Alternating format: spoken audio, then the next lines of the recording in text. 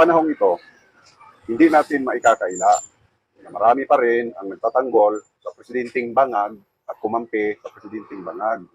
Ito'y dahil sa sinasabi niya mismo na libo-libo ang troll army na binabayaran niya. Idagdag mo pa itong mainstream media na imbis na magbabalita ng katotohanan, puros baliktad ang binabalita, puros destructive issue sa mga Duterte ang ibabalita, hindi yung katotohanan.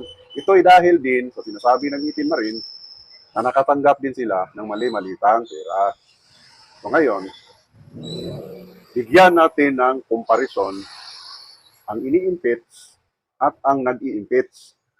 Dahil marami pa rin sa atin ang hindi nakakaalam, lalo na kung makikita sa cellphone, puro naka-highlight yung kasinungalingan.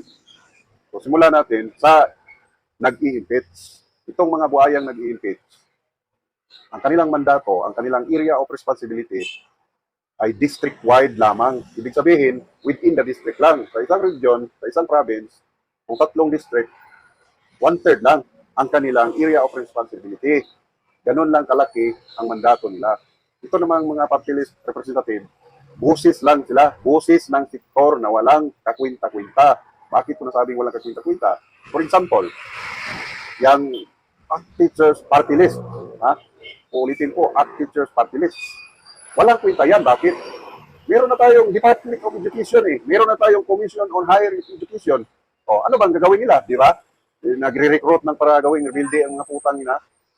Ngayon, kahit maliit lang ang mandato ng mga buhayang yan, ang mga budget nila, may 10 billion, may 8 billion, may 7 billion, may 5 billion. Yung latest na nag-viral, hindi masyadong kilala, pero ang budget noon, yung latest na nag-viral na Tolpo, yung matataba, mahigit 1 billion. At ang ginawa lang, naglalaklak ng alak sa Amerika, gumastos ng malaki, di ba? So wala silang ibang ginagawa. Nangulimbat, magpakasasa ng pera. Malaki ang budget, malaki ang pondo, kahit maliit lang ang mandato. Ganon. So, dito naman tayo sa side ng kanilang ini-impeach. Ang kanilang ini-impeach, isang vice president. Ang mandato, nationwide. No, nationwide, pati sa abroad.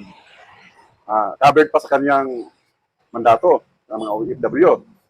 So, nationwide ang mandato. Pero ang budget, hindi umaabot ng 1 bilyon dahil hindi halos bigyan ng mga buhaya sa Kongreso. Yun ang katotohanan. Ngayon, kung may disaster, may kalamidad, unang rumisponde ang Vice President na ini-impeach nila. Ulitin natin, ang Vice President, maliit ang pondo, hindi umaabot ng 1 bilyon. Pero in every disaster and calamity, nangunguna sa pagresponde. Itong mga congressman na boses ng kaitikan at distrito lang ang kanilang kapangyarihan, wala.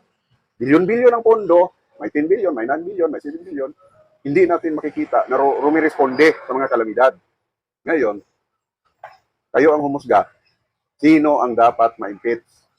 Ang mga buhayang magnanakaw o itong pinagtutulungan nila